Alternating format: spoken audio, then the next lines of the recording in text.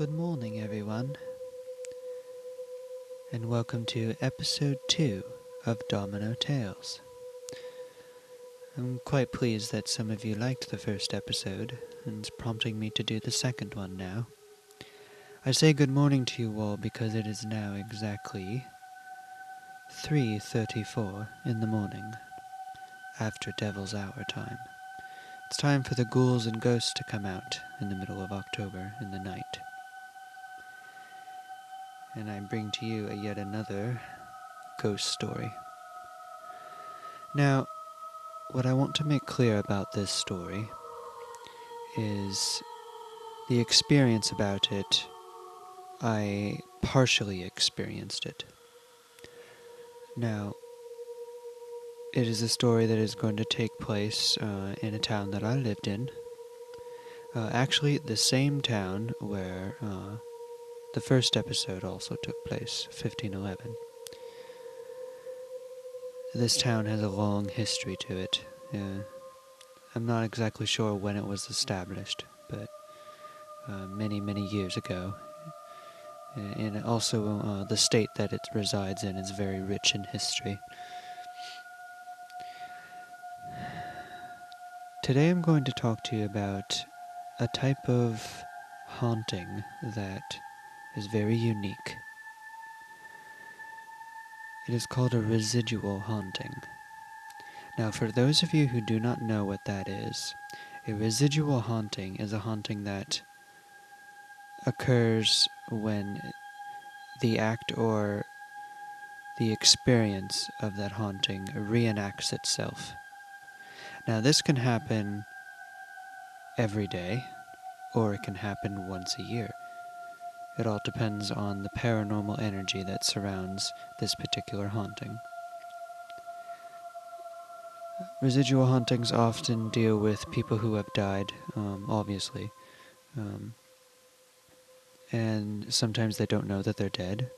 That's why they reenact their death, attempting to continue living while they're caught in between the realms of the living and the dead, or different dimensions, however you want to see it, in limbo. This is the story of the Phantom Ice Cream. Now, when I was younger, I was told this story actually by my grandfather. My grandfather Bill. He told me about this, and I had actually heard about it from a few other people too, and not exactly the same way.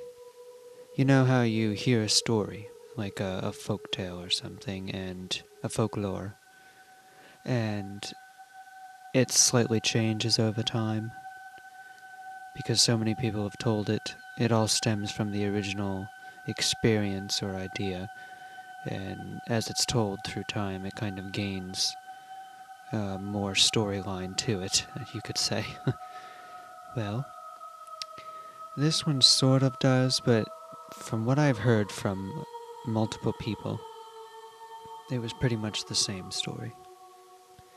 Now, I call this the Phantom Ice Cream because it deals with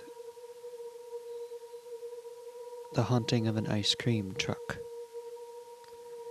You're probably wondering, how could a ice cream truck be haunted? Well, anything can truly be haunted. In the middle of this town, there is an old iron bridge. Well, there used to be. It's no longer there now. It was torn down, actually, about a few years before I moved away from this town, and that was way back in 2005. Probably 2004 is when it was torn down, and I moved away from the town in 2005, so this is quite a long time ago. It was called the Fifth Avenue Bridge. It was one of those old wrought iron bridges that kind of looked like a suspension bridge, but it covered the entire span. They look like train trestles. And it was a very narrow roadway. I remember crossing this when I was younger, riding in the car with either parents or grandparents, and the other cars in the oncoming lane would have to slow down, or we would have to, because it was so narrow that cars barely had enough room to pass each other. And this was very hazardous. I mean, there were accidents often on the bridge. And this is what kind of brings you to this story. My grandfather told me about this story a long time ago, how once an ice cream truck was ending his shift for the night in the middle of the summer. And there was a late fog setting over the river. And it was about early evening, I'd say maybe 7 or 8. In the summertime, the sun doesn't go down until much later, so people would still be out. And this was supposed to have taken place back in about the 50s or early 60s. And that's when ice cream trucks were fairly popular. You still get them now and then, but they're never like they used to be. They're never decorative or with, the very interesting music that they used to play. But on this foggy night, this man was driving his ice cream truck back to the depot where he would store it at the ice cream factory. And he couldn't see clearly through the fog, and another car was oncoming over the Fifth Avenue Bridge and going too fast for the weather. And at the last moment, the ice cream truck saw the oncoming car and swerved violently to the side, and he struck the side of the bridge, and the van itself, the truck, flipped over down into the river. The man died. They weren't really sure how long he apparently survived. He most likely drowned to death. But the other car, of course, was completely fine. They're the ones who reported the incident. I don't really know what became of them. Nobody else saw the incident happen, just the person in the other car. Although, even though no one else saw it happen, there were some nearby people who actually heard the accident. So there were a few other somewhat witnesses to the scene of the tragedy. The man's death was reported, and the bridge was closed for quite a while until they could try to apparently make it more drivable, but for some reason that never really came about, because I remember when I was little this bridge still being very narrow, but possibly it was even more narrow back then. The land space was very limited, and I remember that there wasn't very much room to actually expand the bridge itself, but they needed a bridge there because there was no other area going along down the river to put in a bridge. There just was not good enough land, and it was the only other spot. So, back to the accident. My grandfather told me that kids in his school used to talk about it all the time because they remember the ice cream truck, and it was gone now and they would never see it again, and stuff that a high school would talk about for a long time. And it sort of brewed this story that if you were driving over the bridge around the similar same time of day or same time of night, occasionally you would hear the ice cream truck jingle in the air. It wouldn't be very strong, it'd be rather faint, in fact. And it wouldn't be for very long either. It would be just one of those things like, did you kind of hear that kind of thing? Just drift in your ear very gently and then leave. And My grandfather, he was going across the bridge with some of his friends in their old car, and all of them heard a faint jingle. They stopped at the end of the bridge and looked behind them. There was no one behind them. There was no one ahead of them, and they kind of just kind of forgot about it in a little bit. And then um, there would be other reports that they didn't tell anyone. They didn't tell anyone about this, that they had heard the jingle. Going to school the next few days, some of the other students said that they had a similar experience.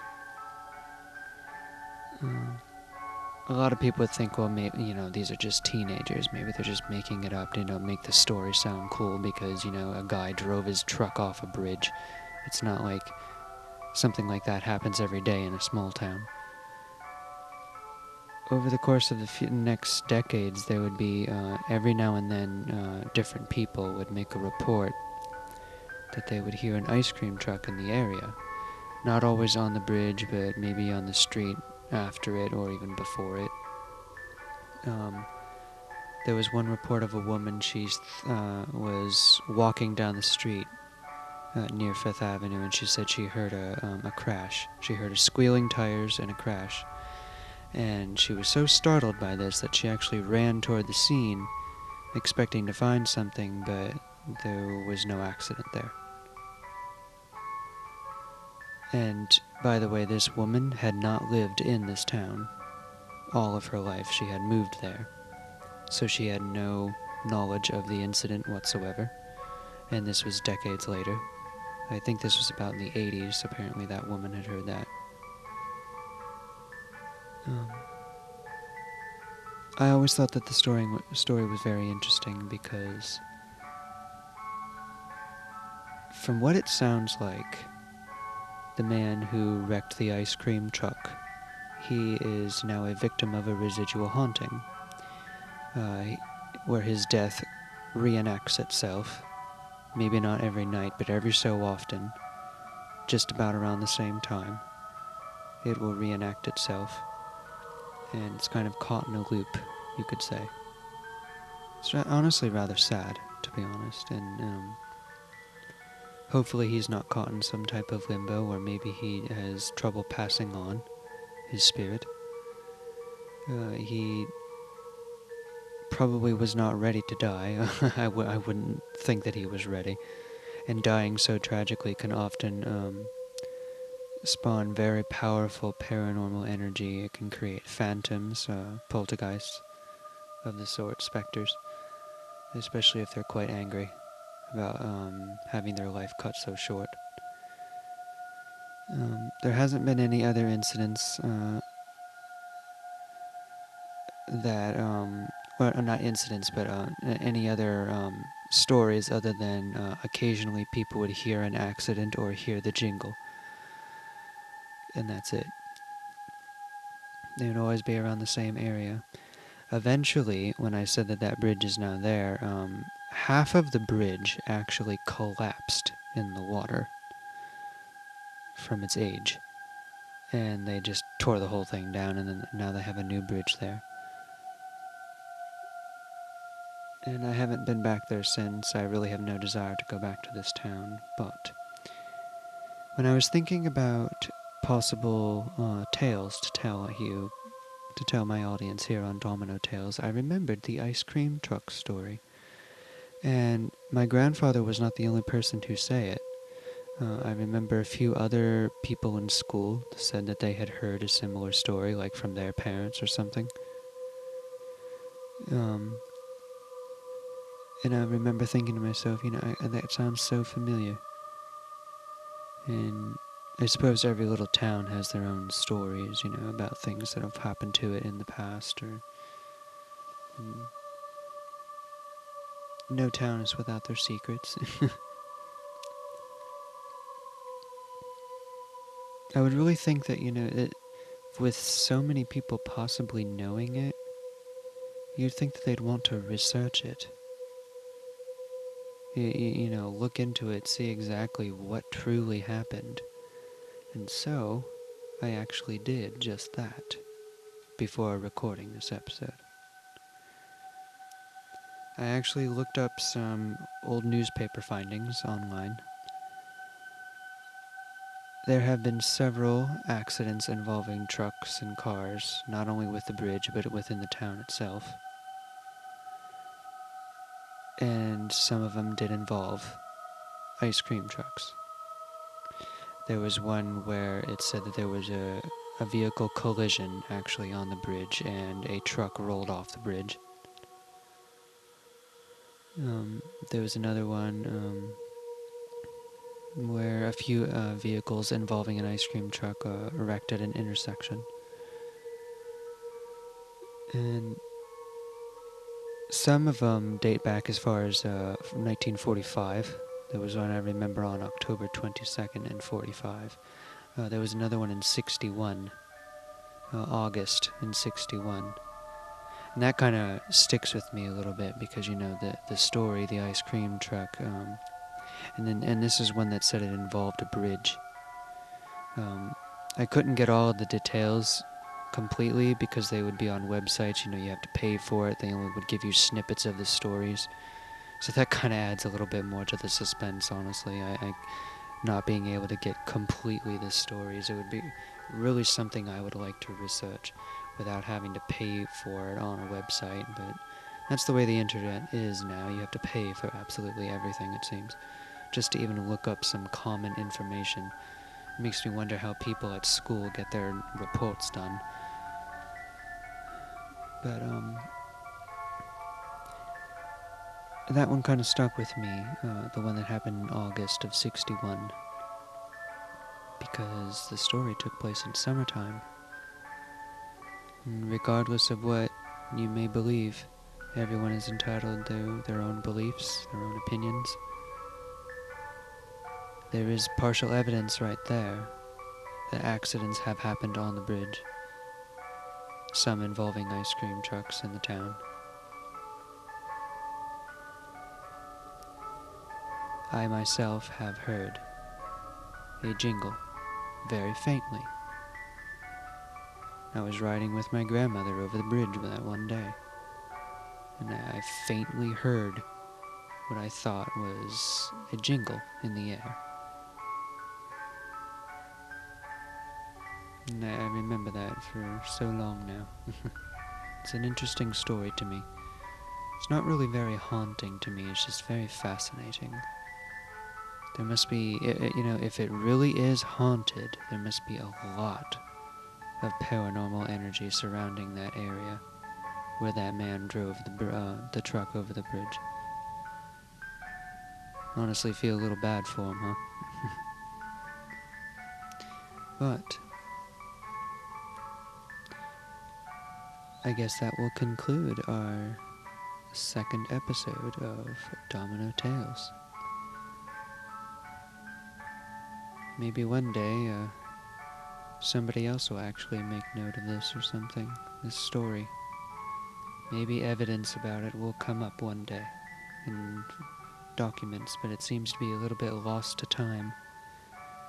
There are so many accidents that have happened throughout the course of history, and they're just kind of lost to time because they reported them only once and that's it. We gotta preserve our history, otherwise it's just gonna slip away and then we're just gonna be left with stories to tell. And those can only go so long, because if we don't tell them, nobody else will. I'll see you next time on Domino Tales. Bye.